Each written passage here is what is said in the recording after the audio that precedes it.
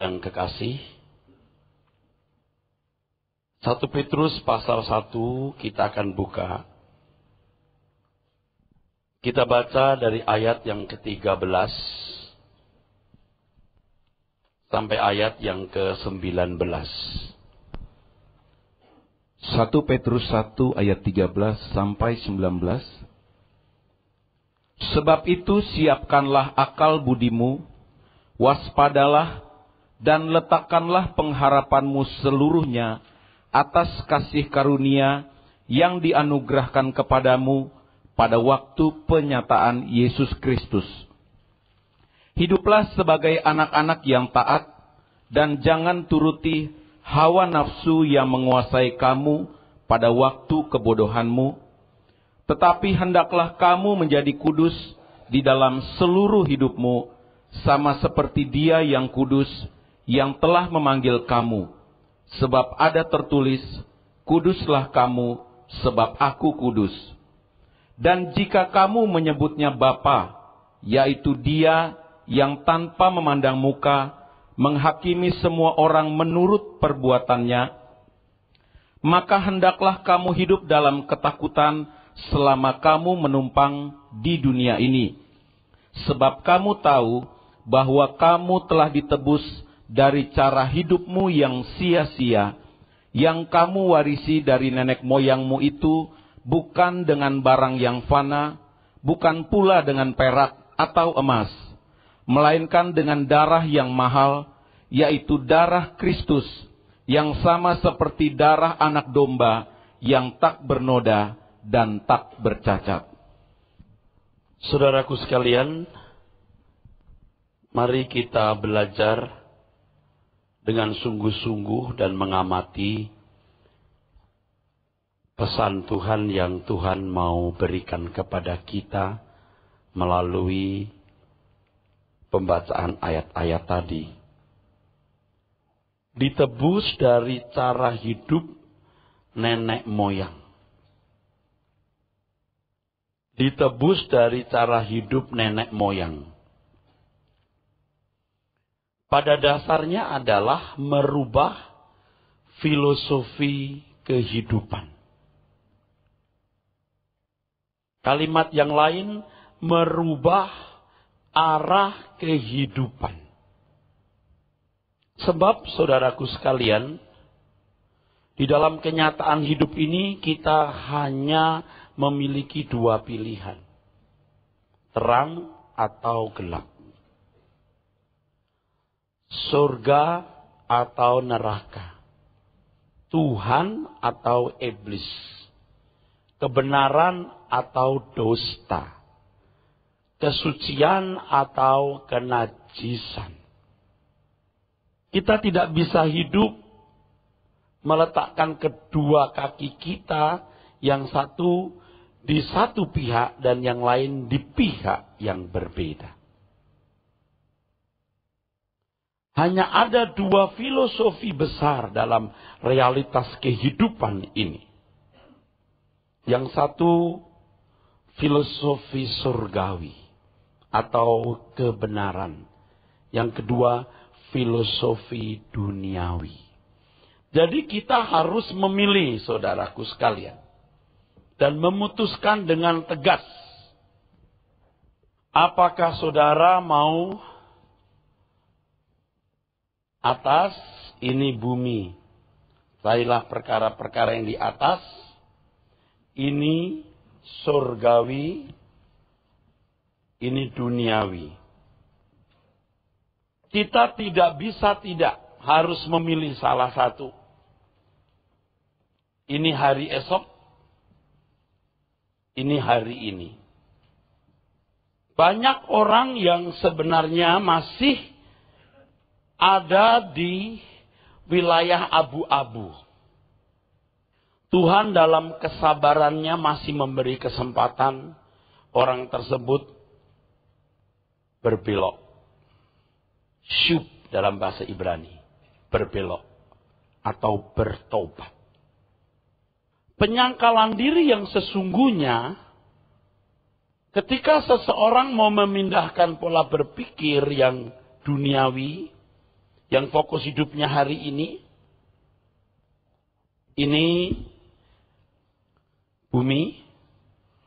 bumi kita hari ini. Ini langit baru, bumi baru. Ketika orang, saudaraku, memindahkan filosofi hidupnya atau arah hidupnya dari perkara-perkara duniawi hari ini, bumi kita ke atas, perkara-perkara yang di atas, surgawi, hari esok, langit baru, bumi baru. Ini sebenarnya penyangkalan diri. Inilah yang disebut penyangkalan diri.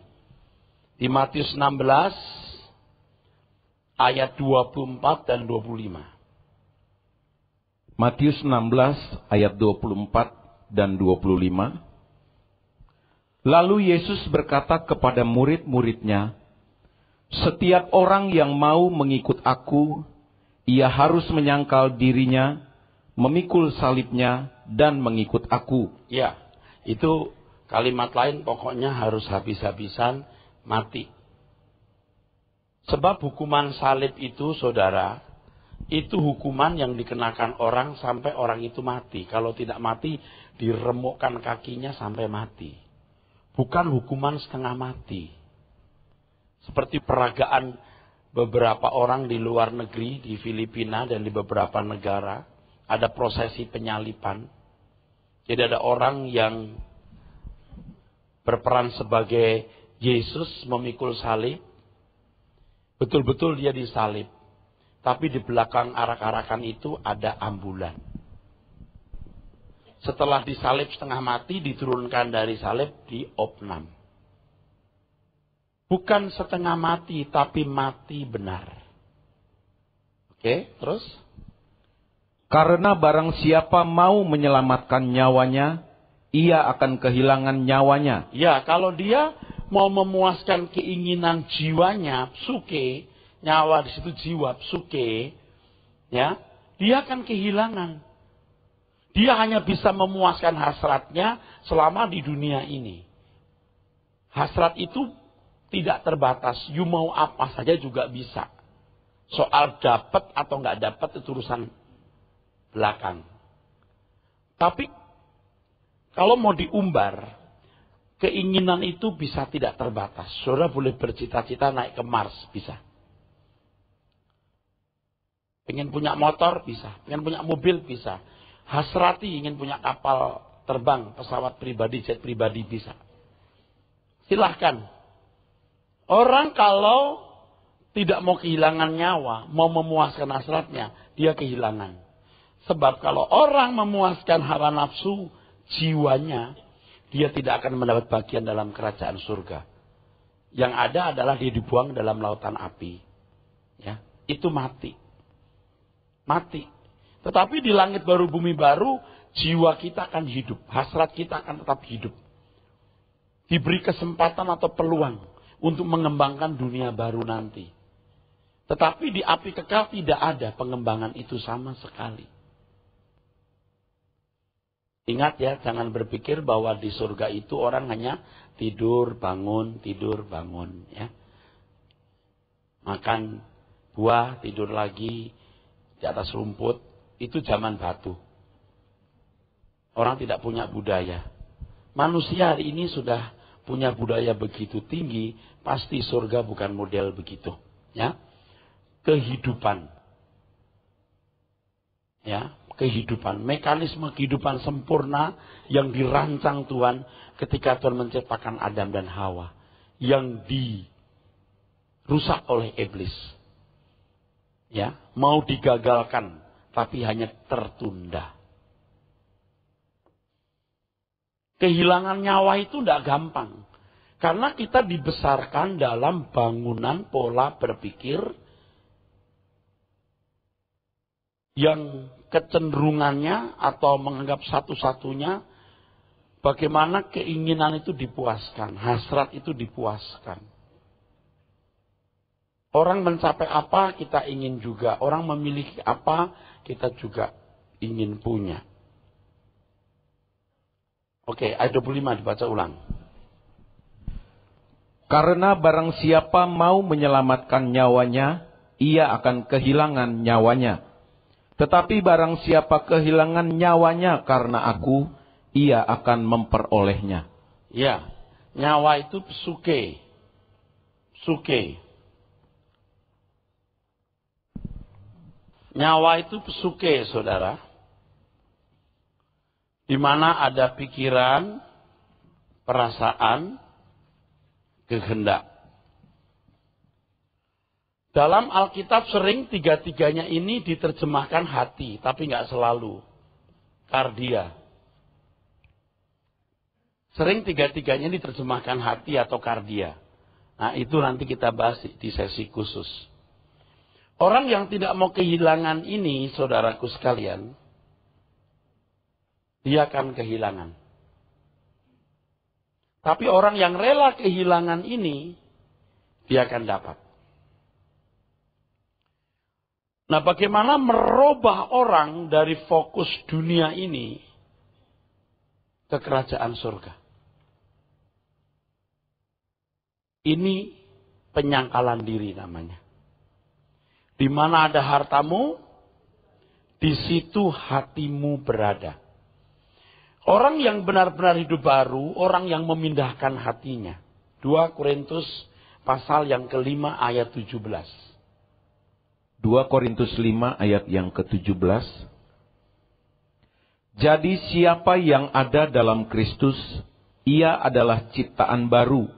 Yang lama sudah berlalu, sesungguhnya yang baru sudah datang. Jangan hanya melihat ayat itu, lalu ditafsirkan suka-suka. Jangan hanya menafsirkan ayat itu, maksud saya melihat ayat itu lalu melepaskan dari konteksnya. Dan kita isi pengertian hidup baru suka-suka. Kita harus lihat ayat yang pertama, kedua, ketiga, keempat, kelima, keenam, ketujuh, 14, 15, 16, baru 17. Baru benar. Ayat 1. Karena kami tahu bahwa jika kemah tempat kediaman kita di bumi ini dibongkar, Allah telah menyediakan suatu tempat kediaman di sorga bagi kita, suatu tempat kediaman yang kekal, yang tidak dibuat oleh tangan manusia. Terus, selama kita di dalam kemah ini, kita mengeluh, karena kita rindu mengenakan tempat kediaman sorgawi, di atas tempat kediaman kita yang sekarang ini. Sebab dengan demikian kita berpakaian dan tidak kedapatan telanjang. Oke. Saudara, pikiran, perasaan, kehendak kita yang menyatu dengan roh, ya, psuke ini yang menyatu dengan roh, inilah kita. Nanti ini akan punya rumah baru. Ketika semua pengetahuan menjadi lengkap, tidak ada yang terselubung atau tertutup, maka siapa kita sebenarnya akan lihat di sini. Sekarang enggak. Saudara melihat saya memakai baju yang serasi dengan penampilan rapi ini bukan saya. Ini kemah saya. Ini hanya rumah. Saudara lihat seseorang begitu cantik, ya, begitu ganteng, itu hanya rumah.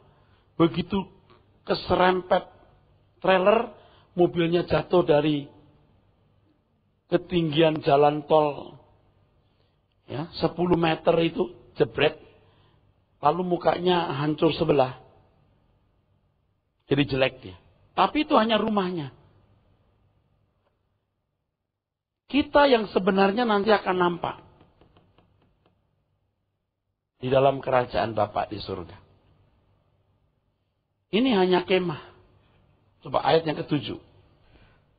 Sebab hidup kami ini adalah hidup karena percaya, bukan karena melihat. Ya, tidak lagi tertuju kepada pemenuhan kebutuhan jasmani, tidak lagi tertuju kepada pendandanan fisik atau tubuh. Ini bukan berarti lalu kita tidak boleh pakai pakaian rapi, ya. Itu bukan tujuan. Itu bukan tujuan. Ayat 9-10. Sebab itu juga kami berusaha, baik kami diam di dalam tubuh ini, Diam dalam tubuh ini, terus maupun kami diam di di luarnya, luarnya tubuh yang lain. supaya kami berkenan kepadanya. Sejak sekarang kami berkenan, pakai tubuh yang lain kami juga berkenan. Maka kalau sudah pakai tubuh ini tidak berkenan, jangan harap pakai tubuh lain berkenan. Ngerti maksud saya? Kalau dengan tubuh ini kita tidak berkenan, maka pakai tubuh yang lain pasti tidak berkenan. Alias tidak mendapat tubuh kemuliaan. Saudara hayati ya, kalau satu kali seseorang meninggal dunia, atau saudara bayangkan saudara meninggal, saudara baru sadar sesadar-sadarnya bahwa ini hanya pinjaman, ini kontrak. Ini rumah kontrak. Ini rumah kontrak. Ini sementara. Oleh sebab itu biar ini merosot tidak menjadi masalah. Asal manusia batiniahnya dibaharui. Memiliki pikiran perasaan Kristus. Dibaharui. Dan kalau ini diubah terus nanti akan nampak. Hasil akhir di kekekalan itu akan nampak. Terus? Sebab kita semua harus menghadap tahta pengadilan Kristus. Sebab ada hitung-hitungannya. Sebab ada hitung-hitungannya.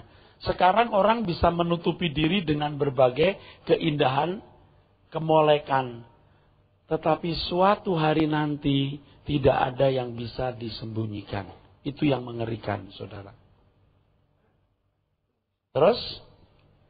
Supaya setiap orang memperoleh apa yang patut diterimanya, sesuai dengan yang dilakukannya dalam hidupnya ini, baik ataupun jahat. Oke, lebih lengkap lagi 14-15. Sebab kasih Kristus yang menguasai kami, karena kami telah mengerti bahwa jika satu orang sudah mati untuk semua orang, maka mereka semua sudah mati. Dan Kristus telah mati untuk semua orang, supaya mereka yang hidup tidak lagi hidup untuk dirinya sendiri, tetapi untuk Dia yang telah mati dan telah dibangkitkan untuk mereka. Saudara perhatikan dari ayat pertama tadi. Kesadaran bahwa tubuh ini sementara. Pergumulan bagaimana tubuh ini menekan. Dia ingin pakai tubuh baru, tapi sementara tubuh yang lama masih menekan. Tidak mau nurut. Walaupun tidak nurut, bukan mau dituruti ya. Dia nggak mau nurut, tapi jangan dituruti. Ya. Bagaimana hidup bukan karena melihat, tetapi oleh iman. Betul nggak? Not by sight, by faith, but by faith. Berusaha berkenan.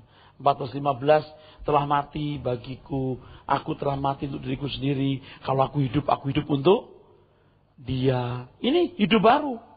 Itu hidup baru. Hidup baru itu standarnya begitu tinggi loh. Yang intinya hatinya sudah dipindahkan, saudaraku. Intinya hatinya sudah dipindahkan.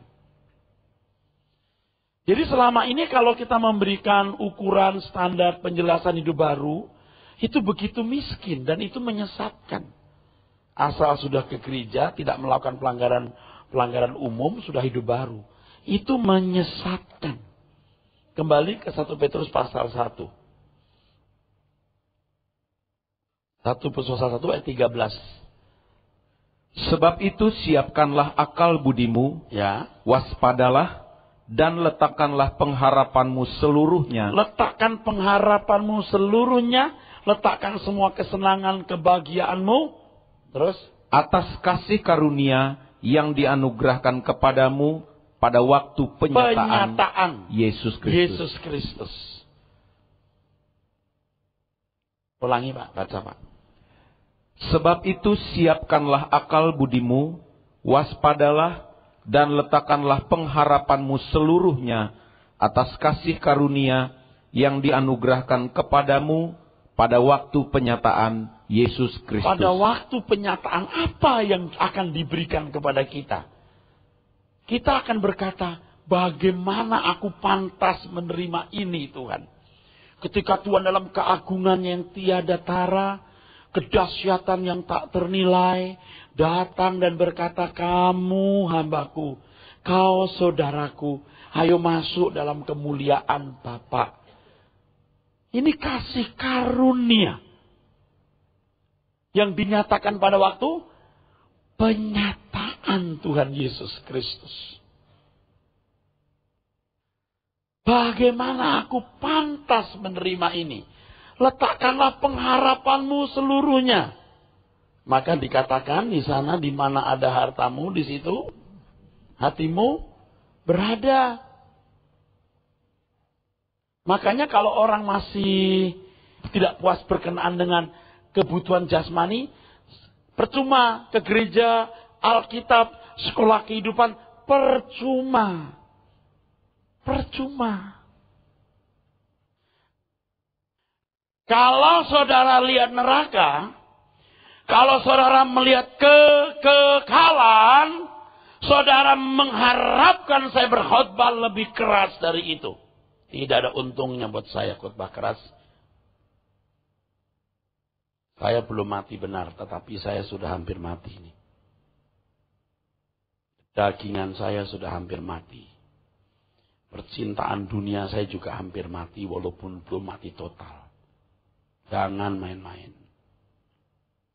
Saya sudah selon, sudah terlanjur jalan sejauh ini, saya tidak mau noleh. Tidak mau menoleh ke belakang. Saudara, kalau lihat neraka, lihat kekekalan, saudara mengharapkan saya berkhotbah lebih keras dari itu. Ini mesti dibuka kapan kalau tidak sekarang? Letakkanlah pengharapanmu seluruhnya. Betul? Ya. Atas kasih karunia yang dinyatakan kepada kita pada waktu penyataan, epifania, penyataan. Ketika Tuhan hadir, datang. Seperti engkau melihat dia naik ke surga, begitulah dia turun. Lalu saudara melihat ayat yang berikutnya. Hiduplah sebagai anak-anak yang taat, dan jangan turuti hawa nafsu yang menguasai kamu pada waktu kebodohanmu. Terus?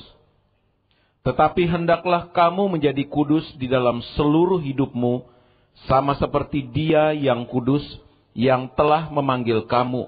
Oke. Sebab ada tertulis, kuduslah kamu, sebab aku kudus. Saudaraku, orang yang meletakkan pengharapannya seluruhnya pada penyataan Tuhan Yesus Kristus, tidak mungkin tidak punya kerinduan untuk hidup kudus. Tidak mungkin. Tidak mungkin. Ia pasti mengalami yang disebut haus dan lapar akan kebenaran. Nanti saya jelaskan, kalau orang haus dan lapar akan kebenaran, itu jelajah yang tidak dijangkau itu keagungan pribadi Yesus. Bukan hanya memiliki moral yang baik. Bukan hanya punya perbuatan yang baik. Jadi manusia sopan dan manusia yang santun. Tetapi kudus seperti Bapa kudus. Nah, Bapa kekudusannya diukur oleh apa? Perbuatan. Bukan hanya perbuatan. Tapi seluruh keagungan kepribadiannya. Sudah mengerti itu? Kuduslah kamu. Sebab aku kudus. Kekudusan di sini tidak hanya diukur dengan perbuatan-perbuatan. Jelas perbuatan harus bersih. Tetapi juga diukuri keagungan pribadi Bapa. Dengan demikian saudaraku sekalian, kekudusan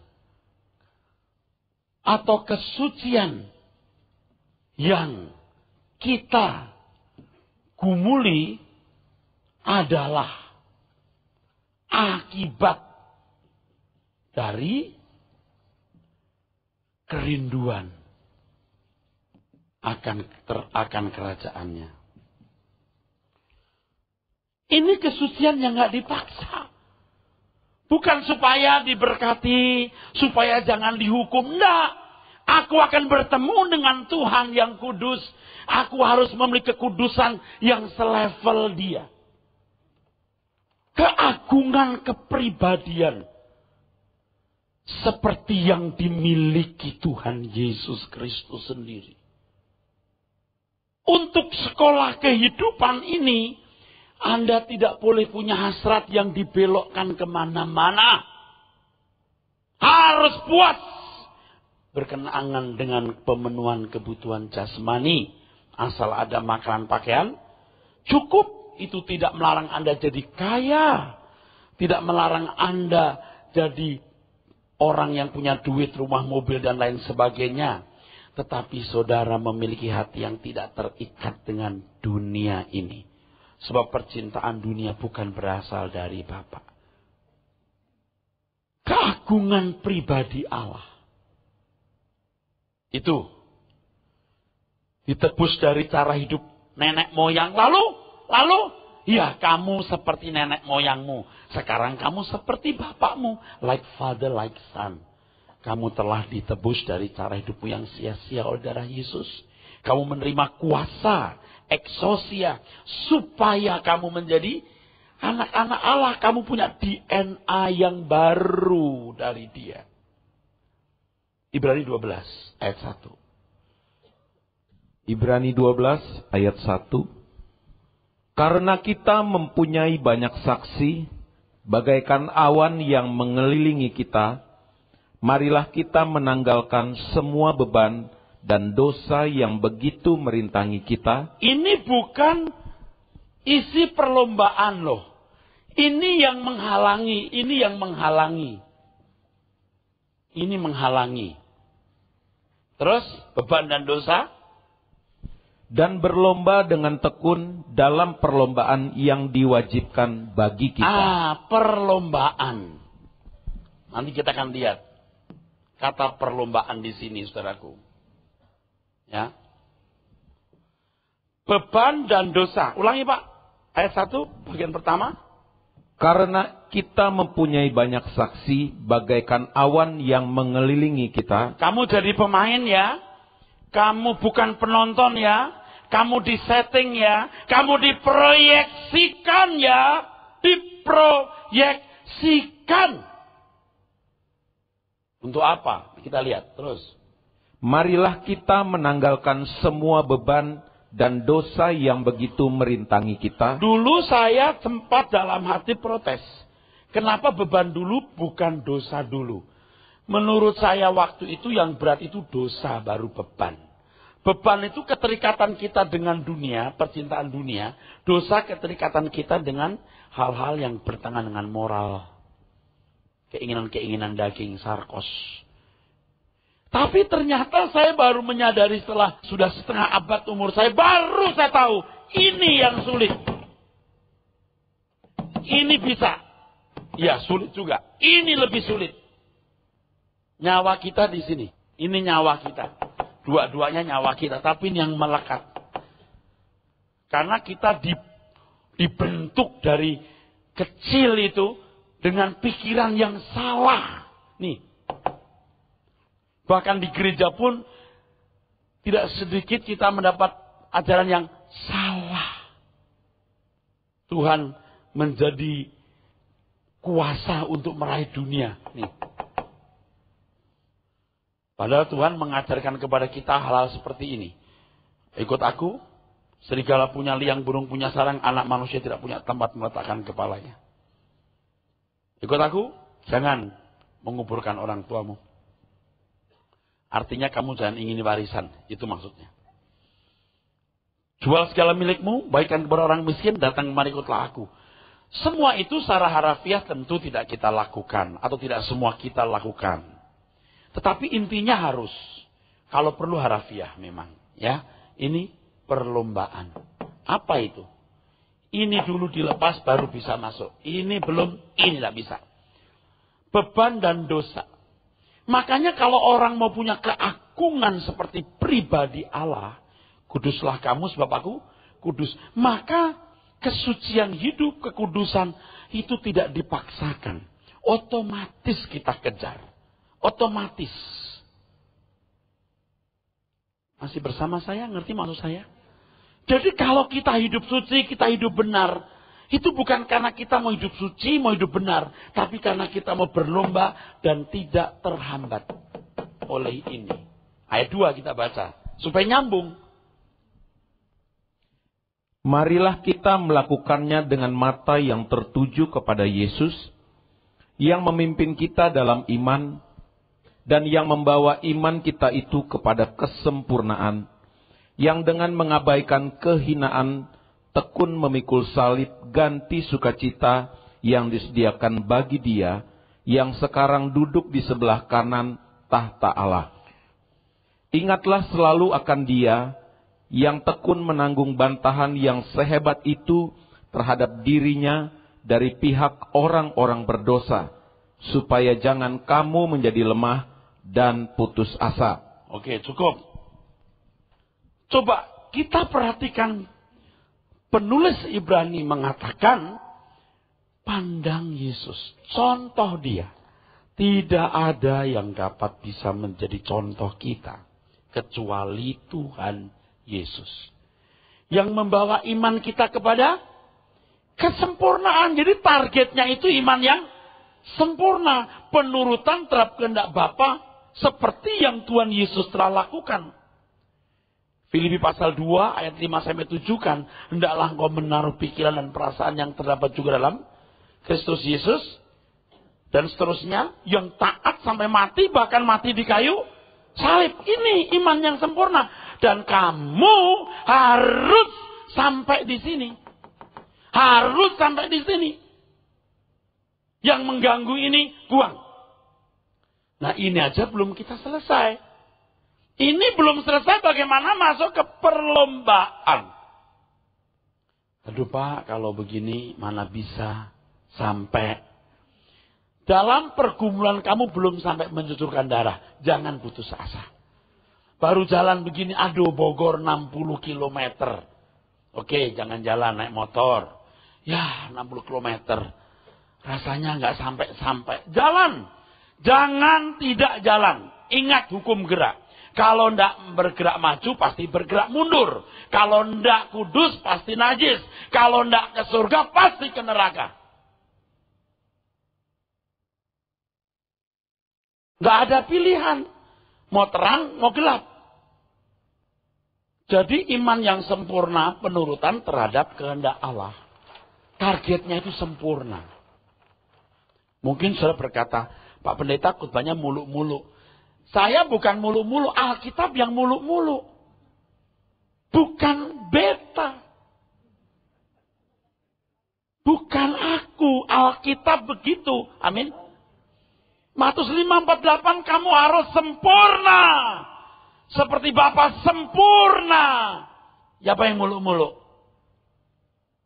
Tuhan. Kalau kita membaca Ibrani pasal 11. Di sana banyak tokoh-tokoh iman toh. Tapi tanpa kita mereka tidak sempurna. Betul? Iya. Karena kita yang menyempurnakan mereka. Karena kita yang menyempurnakan mereka, kita harus sempurna. Oh Abraham dahsyat imannya. Betul, Daud hatinya yang mengasihi Tuhan. Tetapi kamu harus lebih dari mereka. Karena kamu standarnya sempurna seperti Yesus. Seperti Bapa mengenakan pikiran perasaan Kristus. Kalau saudara mengerti hal ini, Anda tidak akan mudah comot ayat perjanjian lama lalu mengenakannya. Tolong deh saudara, tolong deh. Saudara mau sibuk terus sampai mati, kasihan. Ibrani 11 itu ya. Kalau saudara membaca ayat 38, coba dibaca. Ibrani 11 ayat 38. Ini ayat sebelum Ibrani 12 loh ya. Masih nyambung loh. Dari tadi saya khotbah selalu menyambungkan satu ayat dengan ayat-ayat sebelum dan sesudahnya. Itu paling kontekstual dan paling jujur. Terus. Dunia ini tidak layak bagi mereka. Dunia ini tidak layak bagi mereka. Nanti kalau membaca ayat sebelumnya, Abraham pun juga nggak merasa layak kok. Dia merasa sebagai orang asing dan pendatang di bumi. Abraham saja sudah punya jiwa musafir loh. Ingat ya, ini tidak membuat saudara jadi kurang enak makan ya. Malah justru makan apa saja enak. Tapi saudara akan lebih berhati-hati supaya lebih panjang umur. Dengan panjang umur banyak yang Anda capai. Dengan pendek umur Anda tidak banyak mencapai. Belum sakit-sakitnya buat Anda tidak efektif. Jadi budek, jadi picek, jadi lumpuh segala macam. Jangan macam-macam deh. Maka kesehatan harus dijaga baik-baik. Itu bagian dari cintamu kepada Tuhan. Kalau sudah cinta Tuhan, Anda jaga kesehatan. Kalau Anda berkata cinta Tuhan, Anda makannya gelojoh, sorry. Anda kurang mencintai Tuhan. Masuk Pak. You kalau nggak nurut saya mau dengar siapa? Mau dengar siapa? Terus? Mereka mengembara di padang gurun dan di pegunungan, dalam gua-gua dan celah-celah gunung. Tuh, begitu tuh. Terus? Dan mereka semua tidak memperoleh apa yang dijanjikan itu, sekalipun iman mereka telah memberikan kepada mereka suatu kesaksian yang baik. Sebab Allah telah menyediakan sesuatu yang lebih baik bagi kita. Tanpa kita, mereka tidak dapat sampai kepada kesempurnaan. Kalau membaca ayat-ayat sebelumnya, mereka lebih baik menderita demi kebangkitan yang akan datang. Mereka punya proyeksi sudah langit baru, bumi baru loh. Nah kita orang Kristen kok malah mundur. Ini kan sesat. Sesat. Bukan salah. Atau kurang tepat. Sesat.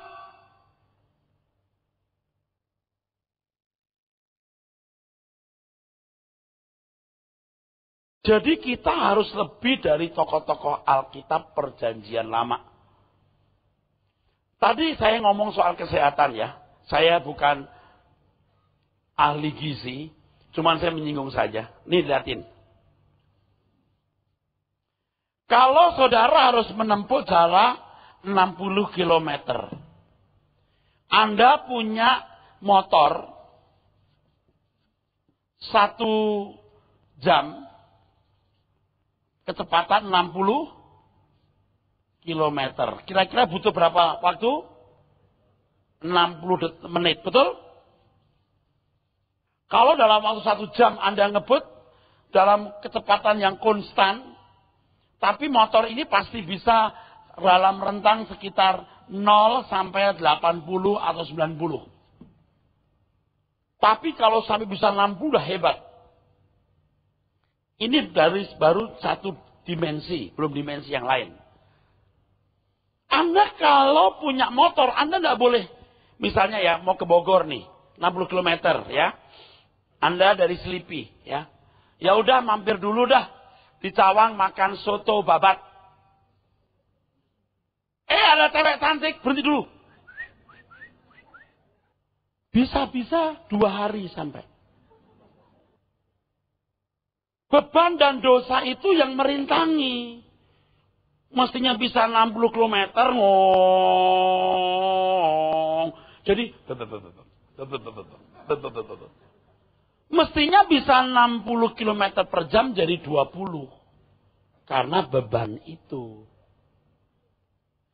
Kita keberatan melepaskan, ya terserah situ. Saya baru berpikir umur saya nanti sampai 90 tahun. Kalau normal. Tetapi saya sering saya punya feeling, saya mati muda. Artinya umur saya itu nggak panjang lagi. Tapi ini pun kan baru feeling, mungkin karena saya ngomongnya khotbahnya mati-mati melulu. Jadi secara psikologi saya jadi punya naluri mau mati terus. Dan Tuhan tahu bahwa saya senang mati. Kalau saya suruh pilih hidup atau mati, saya sudah mulai senang mati. Walaupun belum senang banget, tapi sudah mulai cenderung ke sana. Saya sudah tidak menantikan apapun dalam hidup ini. Walaupun saya belum sempurna, tapi saya sudah mulai tidak menantikan apapun.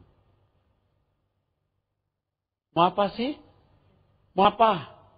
Oh biar jemaat banyak, lalu kalau sudah banyak mau apa? Oh biar punya rumah besar, enggak tuh. Enggak kepikir punya rumah lain. Oh ganti mobil, saya naik ojek juga bisa, mobil syukur deh.